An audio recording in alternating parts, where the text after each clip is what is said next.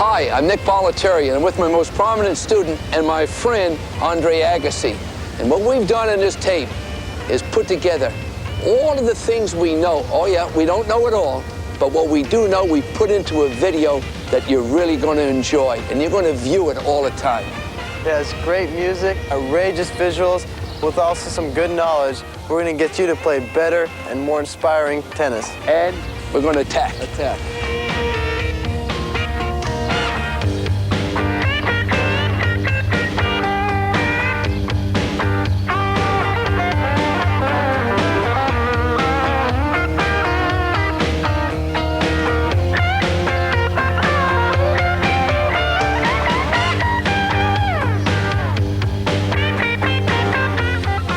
The first thing that you should do when you come to the tennis court is start preparing mentally and physically to get ready to go out and attack. All right, how do we attack? We're going to warm up inside the service line, and that's called mini tennis. It's going to make you utilize that racket head more than ever before. The racket is going to get underneath the ball with a brushing effect, and this will give the ball a little lift and a little spin to bring it back inside that service line. So this is the time you start moving back, and you go back towards the baseline. Once he gets this message, he's ready to start going for it. The stage is set to attack the ball. Please notice that Andre comes after the ball. He doesn't wait for the ball. You know, that's the trick, to feel you're coming after it. Use this mini practice drill every time you go out on the court. This will force you to hit the ball up on the rise, and soon you're going to form that muscle memory. You'll start applying that philosophy no matter what position you are on the court. Now, if some of you have trouble finding a practice partner, or even more so, even a court time, it'd be great if you can just find a wall or something to hit against, because what you can work on out here is not only concentration, but you can work on racket head, acceleration, and even work on your footwork a little bit, which couldn't hurt, like this. Don't get discouraged when you try this. People who think this is easy really haven't tried it themselves. Look how quick I have to get in position, hit the ball. It's not easy, especially the concentration factor. And if you can do 50 balls in a row like this, when you get on the tennis court, you can probably do twice that much.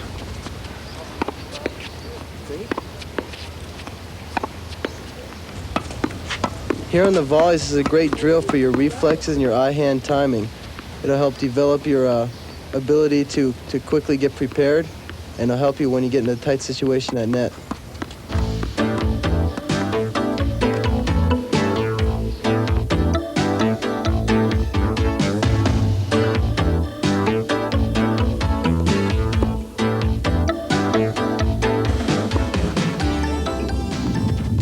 You know, when working with students at the academy, I'm trying to develop the total game.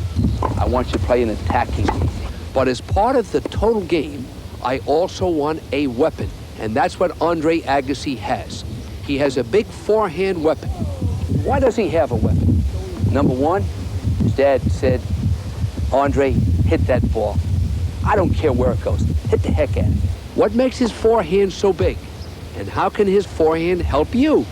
First of all, his position on the court is one that's very close to the baseline, and he's trying to hit the ball up on the rise. 2, Andre uses a semi-western grip. He utilizes semi-western with the hand slightly behind the racket. Everything he does, his whole attitude is coming after the ball and attacking that ball. The swings are numerous. You can have a straight back, a semicircular loop, or the total loop. Andre uses the full circular swing. The benefit of this looping style backswing is its continuous motion. The drop of the racket head gives it a little extra power to go after it and really attack the ball. Next, I want you to notice the shoulder and hip rotation. That's important. And when watching Andre Agassi, he may not even move his left foot to have a partially closed stance. But what else does he do? He goes for it. He extends his racket outward towards the target and then continues to follow through with the racket head coming back slightly above the left shoulder to complete the full swing. This weight transfer and his controlled balance starts the recovery in preparation to make position for the next ball without losing any time. As the ball comes to you, your ready position is key. Why? Because the first step determines how quickly you can get to the ball. Let the stance be natural for you. Next, the racket head acceleration. Look at the racket head speed up. And this does not mean snapping your wrist. It means the racket head getting to the ball, going through the ball with lots of confidence. Speeding up on contact is the key. Hips and shoulders again are turned. The contact point, for the most part, should be out in front of you. But if the ball gets behind you, don't panic. Don't use excessive body motion or wrist snapping. Instead, let that racket head accelerate and make contact with confidence. Wait just a second and let that racket head do the speaking for you and speak up at the last second. The last thing I want to bring up is watching the ball. I think you should watch the ball from the time it leaves your racket, not watching the ball just when it leaves your opponent's racket. By doing this, you then can anticipate where the ball is going and what type of shot will be hit. And that will enable you to get the quick step to move forward into position to attack the next ball. In developing the weapon, you have to practice. You have to practice to be able to hit that inside-out forehand, hit the short angles, and hit the high rollers. We're going to set up targets, and we're going to make you do it till you say you can't do it. But I'm going to make you practice more. Hit thousands of those balls, and soon you're going to say, I've got it. People look at this shot, and they don't think it's an offensive one. But you'd be surprised how attacking the shot really is. It pushes your opponent way behind the baseline, which sets up a number of options you'll have after he returns a short. But again, the most important thing is consistency and depth. What I like to do here is set the tone for a match by dictating the point, especially with my forehand shot. And you'll see the depth on the first one, which sets up the short one, then I take advantage out of it and see my shot and go for it. The worst thing a player can do is be tentative when he gets his opportunity. And right when I get this short ball, I see it, with no hesitation, I go for the open court.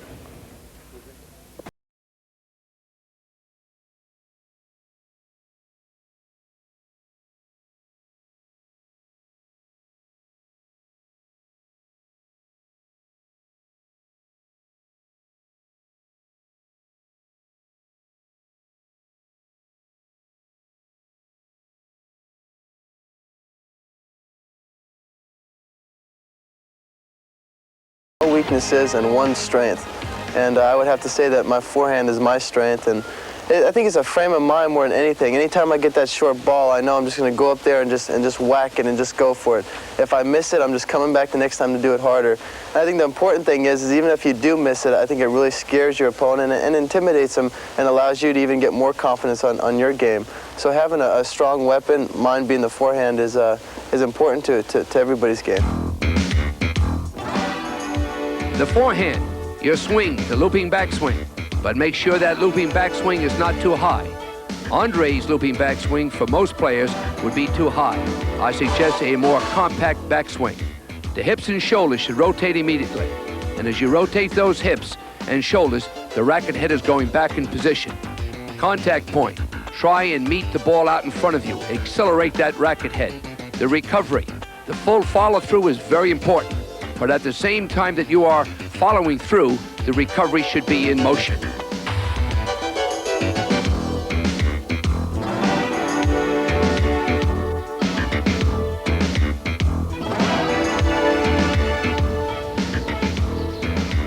Andre Agassi, big forehand. Hey, don't underestimate his backhand. His backhand is devastating, especially when he hits down the line. He has two hands on the racket. This doesn't mean you have to have a two-handed backhand. You can have a one-handed backhand and hit it just as well. Footwork. Improve that first movement for the ball. As you start that forward part of the swing, I want you to watch that front leg of Andre's. It enables him to get underneath the ball. This is how he gets the lift. Now I want you to watch how the hips and left shoulder come around as he hits the ball. That gives him good balance.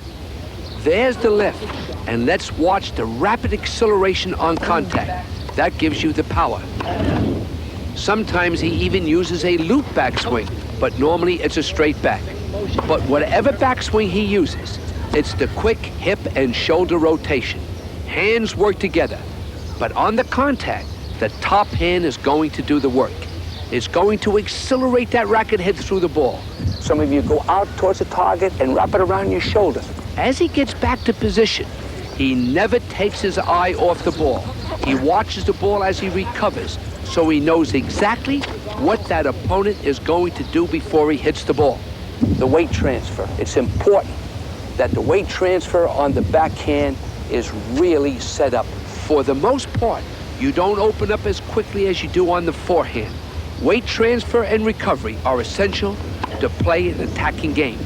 Andre can hit the little angle shots, or he can hit the topspin lob off the same motion, or he can come forward and drive the ball. Now he's going to come up with the angle shot from the very same motion, but just before contact, he gets underneath and brushes the ball with that racket head. And now the topspin lob with the opponent coming to the net. Again, this very same backswing, hips turning, use of the front leg, which is imperative to get under the ball. But remember, it's making positions. Get yourself set with good balance to use that front leg and weight transfer. And by using the same motion every time, you can keep your opponent guessing as to what shot you are going to hit. In order to hit these shots, you have to practice. Have you ever thought of playing in between the singles and doubles lines? Try it. This is a drill that is great for people just starting out in tennis. It's made for just teaching them control. What you try to do is just keep the ball in the alley. Do not pull off the ball too quickly. Stay with it a fraction longer to develop greater accuracy and placement. Now pay attention here. Even as he gets a big serve and starts dictating the point, I stand my ground and constantly keep moving forward. If you notice, I don't let his big serve and even effective volley push me off the baseline.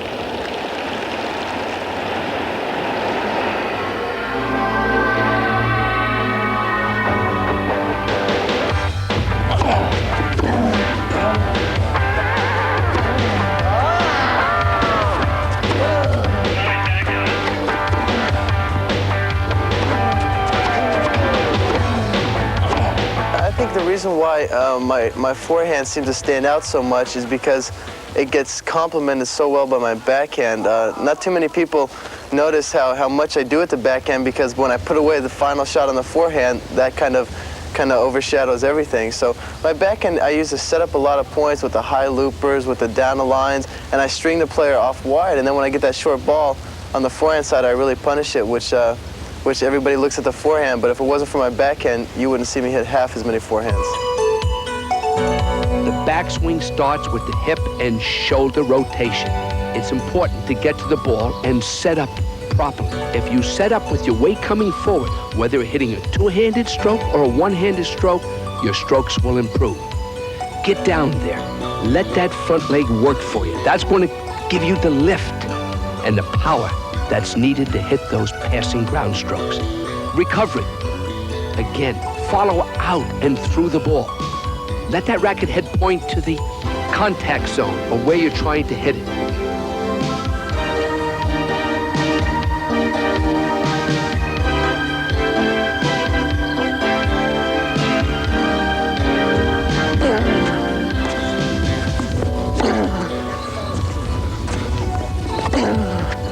While you're developing the big forehand and that offensive backhand, you are hoping to get that ball that sits there and gives you an opportunity to come to the net and put the ball away or end the point. That's important.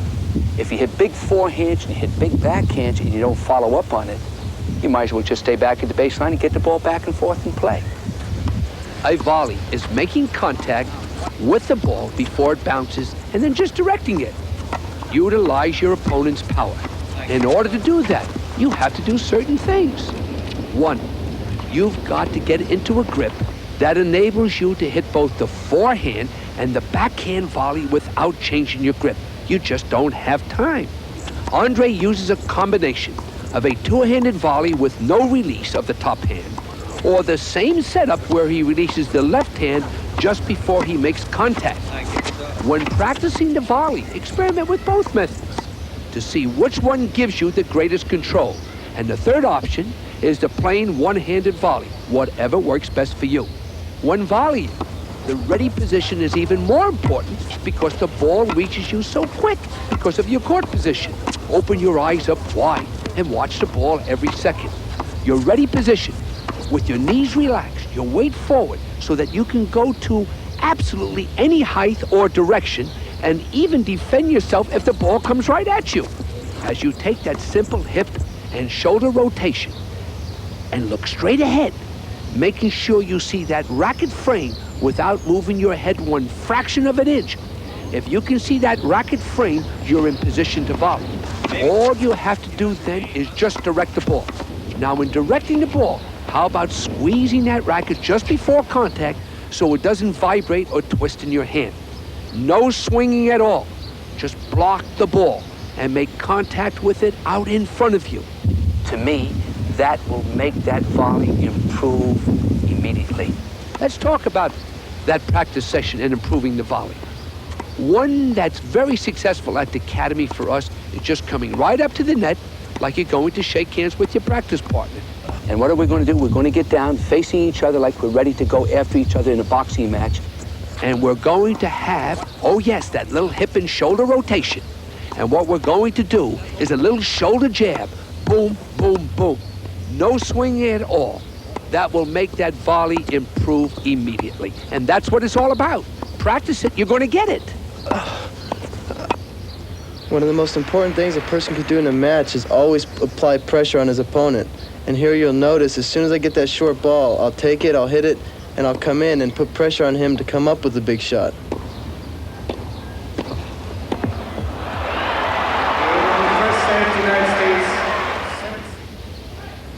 Even if you have powerful ground strokes, it's real important to use that to your benefit by taking a short ball, hitting your strong shot, and coming in and just blocking a volley. It makes a point a lot easier on you and even a lot tougher on your opponent.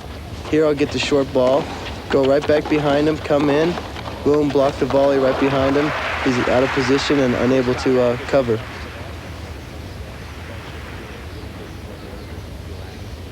Watch here, I've already made up my mind what I want to do with this. I want to come in, my eyes are constantly watching the ball. Ball comes, I meet firmly, and just block it behind him for the winner.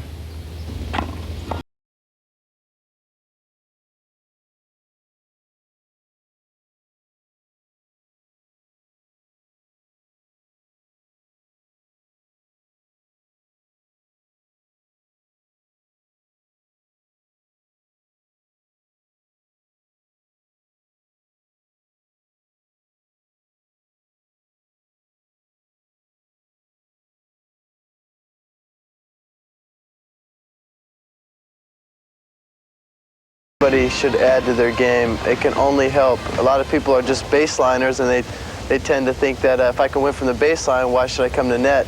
But hey, I'd rather run up to net and just dink a little volley for a winner than hit 15 balls from the baseline. So I'm personally working on coming to net more and putting away the volleys, and I think it's important for everybody to. The forehand and backhand volley. There is nothing more important than that solid, good, ready position. Get down with your weight slightly forward so you can move to the right or move to the left, or even be in good balance if that ball comes right at you.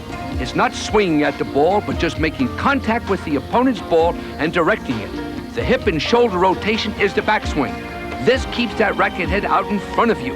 Your eyes should concentrate on the ball with a minimum of head movement. That's the volley.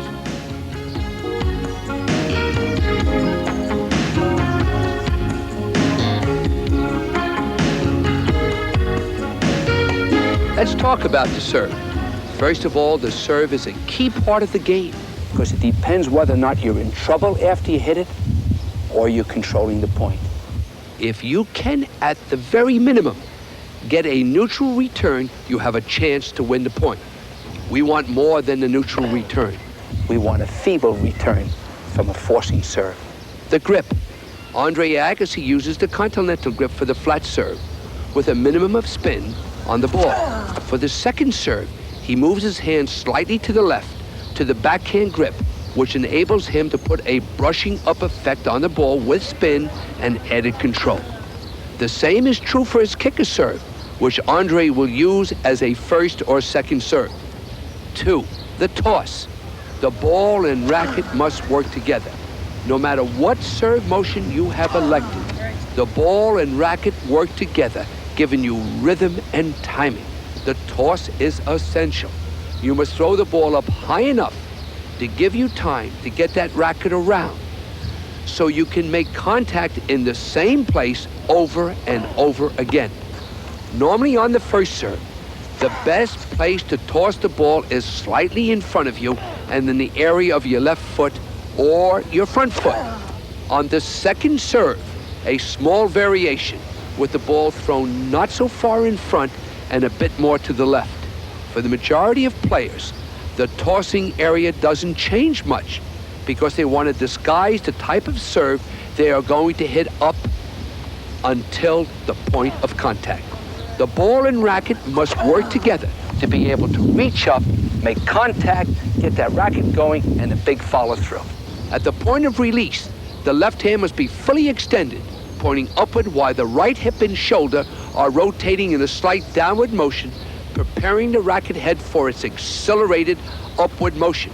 Do not forget the use of the legs in the serve. It's so essential to provide the extra power and upward movement towards the ball.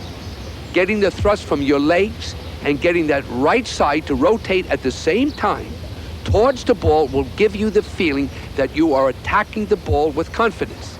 Another thought to the serve is, where do you end up? Does your left foot come forward? Do you jump up off your feet? Do you keep your left foot planted and go up on your toe and let your right leg come over? All of them are correct. Look at the service of today. Everyone hits it differently. The stance. You must get into a stance that gives you balance to apply your serving motion with the ball and racket working together. The follow-through. Whether you are a serve and volleyer or a baseline player, you must follow through into the court with your weight going forward. You either continue to the net or recover back to the baseline position. Power versus placement. In your arsenal of serves, you should have the ability to hit the big serve. But if it isn't working on a given day, don't panic. Go to your other weapon, which is the high percentage placement serve, which will keep your opponent guessing and allow you to still play your attacking service game. The most important thing about hitting an effective serve is not how hard you hit it, but where you put it.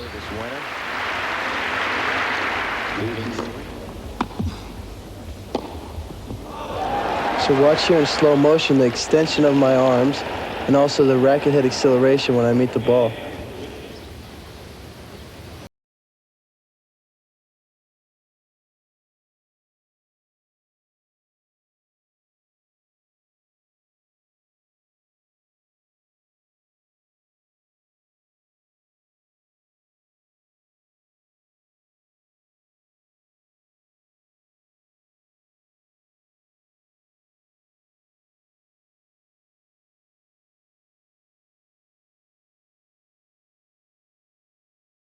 A lot of misconceptions on what a good server actually is. A lot of people think, hey, if I hit that first serve real hard, even if I miss, I'm going to look like a good server. And then they go for a second serve and they just pray that it's going to go in. I think the idea is to take a little bit off that first serve and just get a lot more first serves in. And eventually, as you start doing that, you'll find your confidence start making that serve get a little harder, and pretty soon it'll be a big serve. But it's important to work on your percentage more so than power and work on your placement more so than power. And if you're moving the serve around, it's a lot more effective than people realize.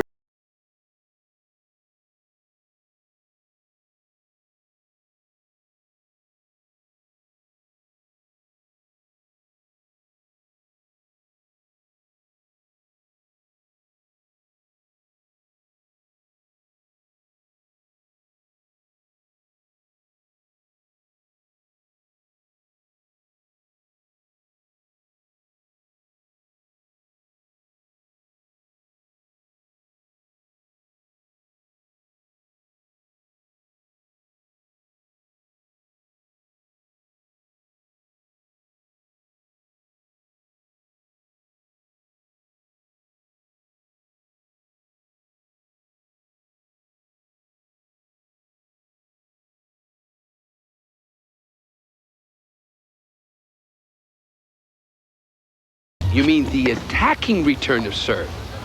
That's what it's about. Andre Agassi, 4 and 5 years old. His father, Mike, standing behind him. Go for it, son. Hit it. Hit it, son. Harder, harder, harder. That's why Andre Agassi's return to serve is a weapon. the mental attitude is positive. You are going to go for the ball. If you can return service, Your serve improves immediately. Why? Because you know you can break the man or break the lady anytime you want. let's talk about the return of serve. 1, the hip and shoulder rotation must be positive. 2, whether it be a straight back or a semicircle, it makes no difference. Also, you've got to pick up the ball immediately, not when it bounces. Pick up the ball the second it leaves your opponent's racket, which means Can you get a tip from where your opponent is tossing the ball? That might tell you what type of serve. normally on return of serve, the first return, the racket should be a little low. Why?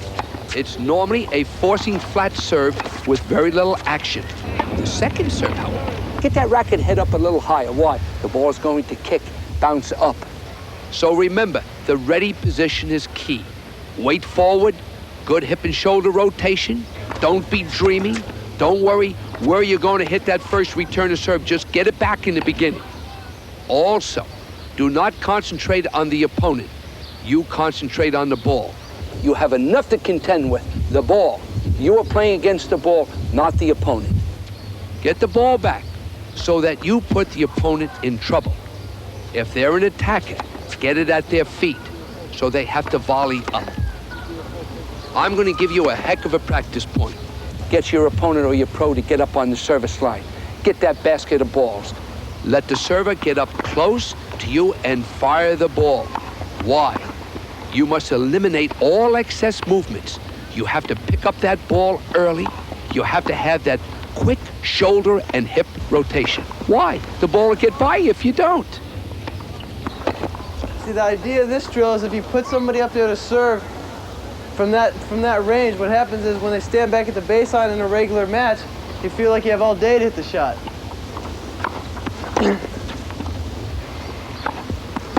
It teaches you not to waste any extra motion while you're returning serve. Make it short and sweet. Just like that. Another way to improve return to service Is to stand inside the baseline when rallying. Why? Why will this improve your return to serve? Because this forces you to hit each ball on the rise with a much shorter version of your regular forehand. In turn, it emphasizes the importance once again of the immediate hip and shoulder rotation. It cuts down on the backswing, and again, it makes you pick up the ball sooner. That's the return to serve. A key element to the game of tennis. Here I am again on the service return, making him feel the pressure.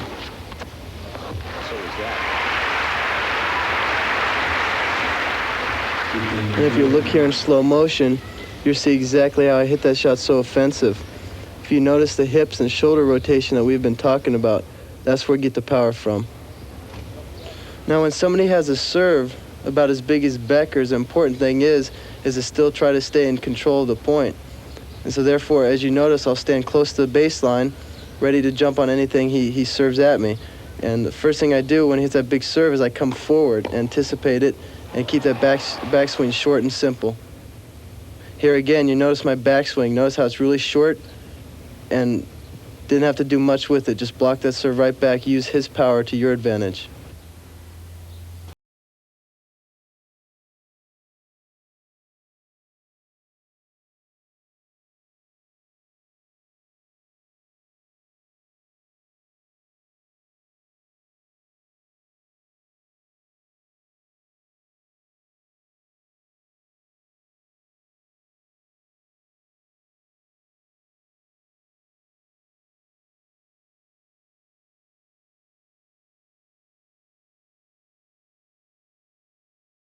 Return to serve really helps me, and where I think it's very important is if you're able to return well and break a person, it's all that much easier to hold serve. And I think that's very important. And what I try to do on a service return is I try to punish their serve so much that they try going for a bigger serve, and then they try going for a bigger serve, and pretty soon they start missing, they start getting the double faults, and then it's all a step in really setting the tone for a match. And if I'm breaking a person, chances are I'm going to be holding serve just as much. The return of serve is important. You must attack the ball. I want you to get down into a good ready position. Get down. Watch the ball. Pick it up quickly. But if you have that hip and shoulder rotation, you've got that short swing. You can get that ball back, and you can get it back offensively. And that's what I want you to do. Once you get confidence that you can return serve, then start placing your return to serve.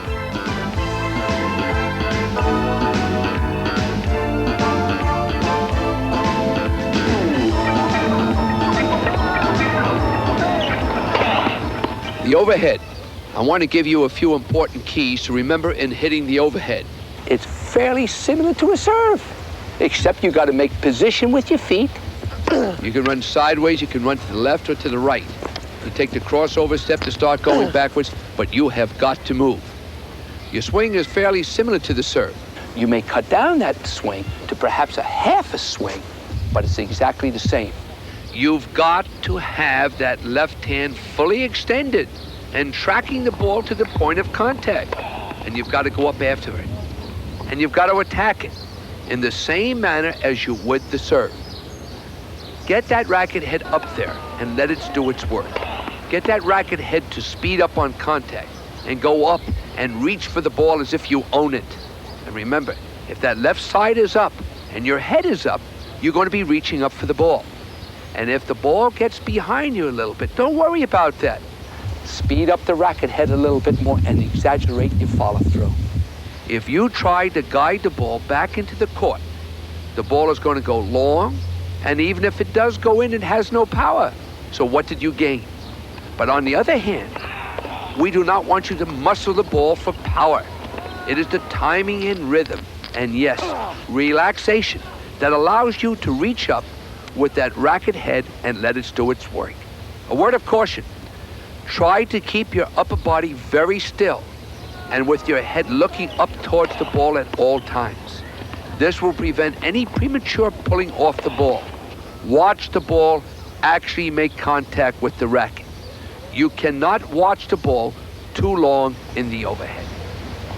Make up your mind that you are going to learn how to hit the overhead. How do you practice this?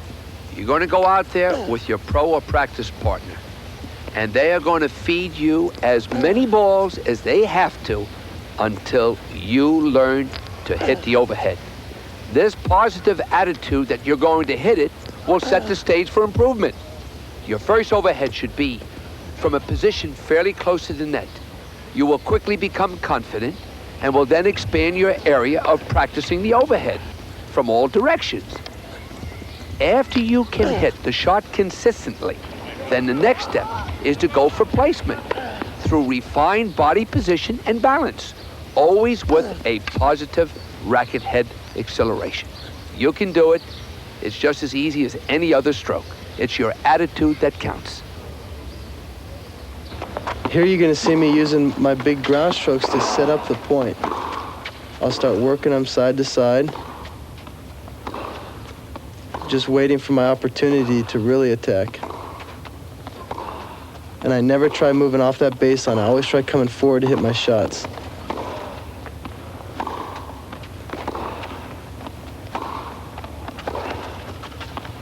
But big ground strokes don't do you much good if you can't put away the point properly.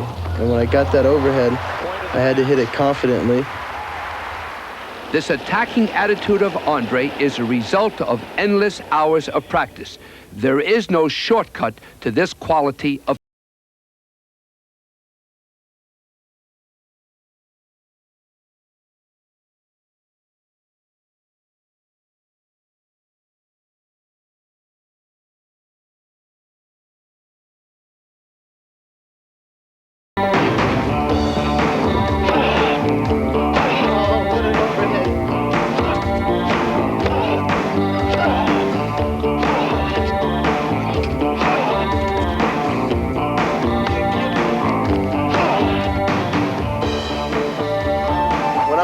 a situation on the court where actually there's a lob and I go up for it, the one thing I think about is not so much, you know, hit it away from the person, but I think, hey, pick my spot and let them worry about guessing where I'm going to hit it. I'm not going to try to guess where they're going to run to.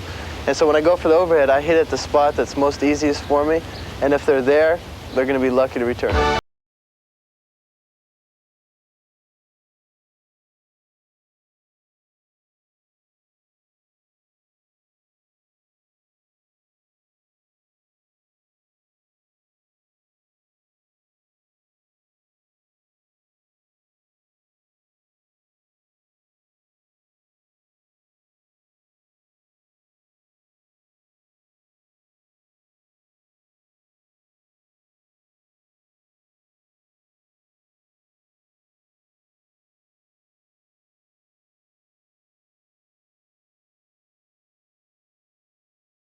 It is not a new stroke.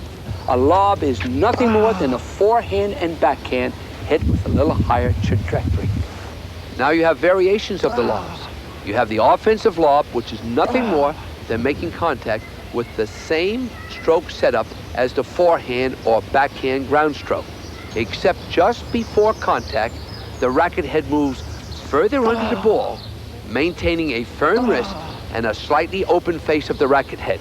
The defensive lob is similar to the offensive lob, but has a more open face, sending the ball to a much higher height over the net to gain some time in order to recover position. Then you have the famous Andre Agassi topspin forehand and backhand lob. Because of Andre's semi-western grip and rapid racket acceleration, with the racket head making contact far underneath the ball, this shot is a powerful and deceiving weapon. With the quick acceleration and brushing effect from either his forehand or backhand side, the opponent will often look up and say, "Oh, that ball is going out," And it falls in about 2 feet from the baseline. When the ball has that excessive topspin rotation, it has a big advantage. It will clear the net well over the opponent's outstretched racket and still fall into the playing area. Andre uses this shot to create outright winners, and in addition, it helps him set up his angles and passing shots when the opponent elects to stay back from that attacking net position. It's a point of beauty to watch Andre do this shot. I want you to hit the lob exactly how you hit your ground strokes. Make the preparation, the excitement, the same as if you're going to hit a big forehand or backhand. And at the last split second, drop the racket head underneath the ball to hit one of the 3 different lobs. A few practice tips. Number 1, the mini game. Remember the mini tennis game? What's the key to mini tennis? The rapid acceleration of the racket head. The same as applies to the topspin lob. You want to practice the offensive lob? Just hit regular ground strokes a little higher. And the defensive lob, higher yet. And if that isn't enough, anytime your opponent attacks the net for the next month, I want you to hit a lob. Hit a lob, even if the opponent goes back and hits the overhead for outright winners. Next, when practicing your ground strokes from the baseline, vary the height of the ball each and every time. If you practice it enough in practice, you create the confidence to try it when you play. Make the lob a weapon. But remember, you've got to create that muscle memory so that it becomes automatic. You don't think about it. You can get it. And when you do, they're going to be paying for those balls all the time because you are going to start winning some matches. As I mentioned earlier, the most important thing about a lob is to hit it long rather than short to back your opponent off the net. And you notice here, I saw my opportunity but got a little tentative and I didn't go for the shot as much as I should have. And here you'll see a chance to hit a lob, but instead of getting tentative, I just went for it a little more racket head acceleration, and boom, right over his head. And even if I had missed it, it still keeps him guessing, and it still would have been a great asset for me as the match progressed.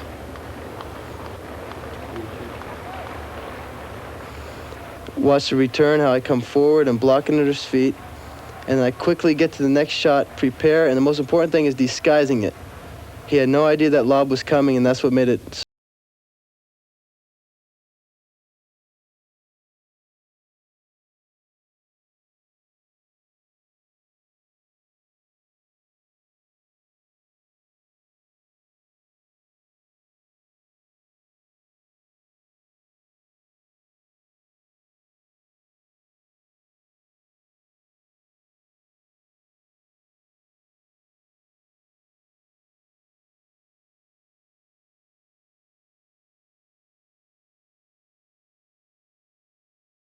important things to remember about hitting a well-hit lob is to disguise it, is that with the same motion, you can hit the lob, you can hit the down the line, or you can hit the angle. Because if you can't disguise the lob and they know when it's coming, it's really useless to even hit it. And if you're gonna hit the lob and you think you might miss it, don't be scared to hit it effectively, even if you think you might hit it long, because it's important to always keep that guy guessing. And I'd rather hit the lob out than hit it short and have him put it away.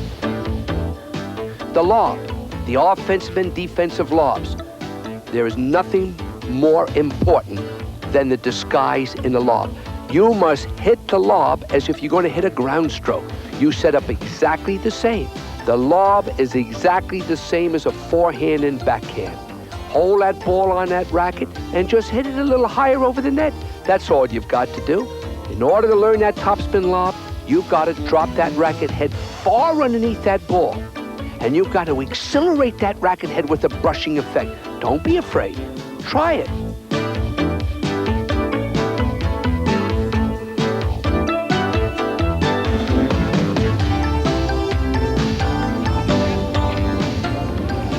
The drop shot. It is not a new stroke.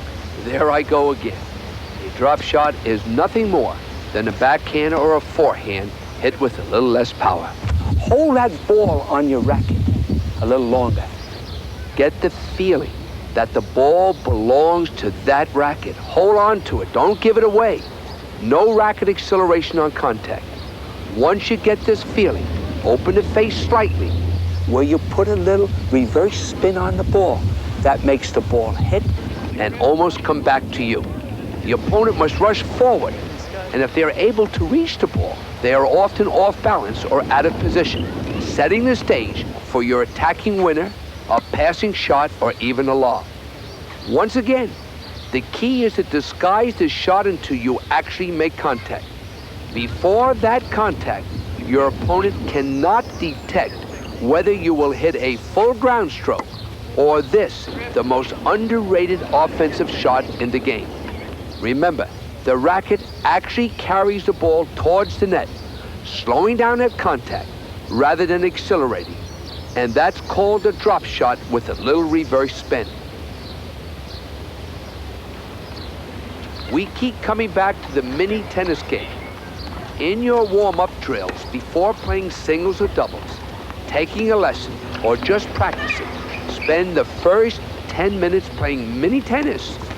To keep the ball between the service lines, you will have to apply the drop shot techniques, holding on to the ball with a slightly open face to impart a little reverse spin. This is notably different from the mini tennis, where rapid racket head acceleration is used for the topspin and angle shots. In contrast, in this mini tennis drill, the racket decelerates at contact and even opens slightly to apply the reverse spin. Expand your mini game, hitting this drop shot from all positions inside the baseline area. Practice it. You'll get a brand new weapon in your attacking game of tennis. Backing your opponent up farther and farther is real important, but it's also important to mix it up by not letting them know what you're going to do, like hitting a drop shot every now and then. That's pretty. That is a very nice. And if you notice here in the replay exactly where in the court I was when I hit that drop shot, I wasn't behind the baseline on the low percentage shot. I was inside the baseline in control of the point.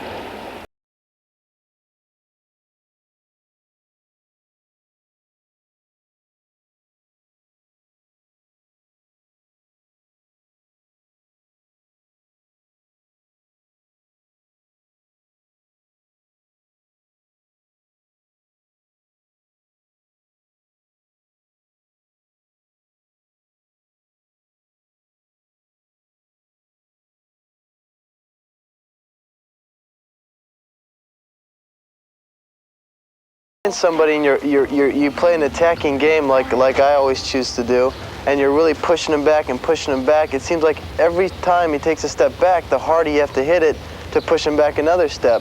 And I remember one match when I was playing, I kept pushing the player back, and eventually he'd run the ball down. I ended up losing the point. And I came off the court, and Nick said to me, he says, you know what, when you're pushing somebody that far back, he says, throw in a drop shot. Who cares if you miss it? Let the guy not know what you're going to do. Therefore, you bring him in, and your big power shot will be all the more effective. The drop shot. You have got to make believe that you're going to come up and hit the biggest forehand of your life. And then at the last second, open up the racket head just slightly, puts a little spin on the ball, hold that ball on that racket a little longer, and that ball's going to go right over the net.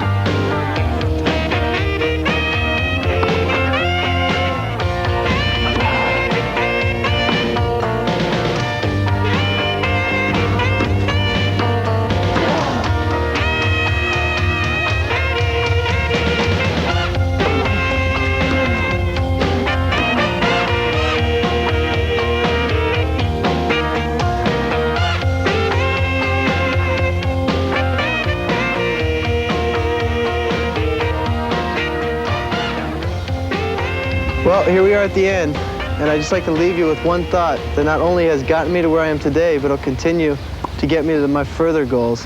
And that thought is actually a saying that a great friend of mine back home in Las Vegas told me a while ago. And that saying is, life is God's gift to us, and what we do with it is our gift to God. So the biggest pressure we should put on ourselves as far as our tennis goes is every time we go out on that court just to be one day better, no more and no less. And as far as life goes, even more importantly, every day challenge ourselves to be better than the person we were yesterday. Well, I'm going to leave you with that and say I hope you enjoyed this as much as I have. God bless you, and hope this has helped you a lot. Take care.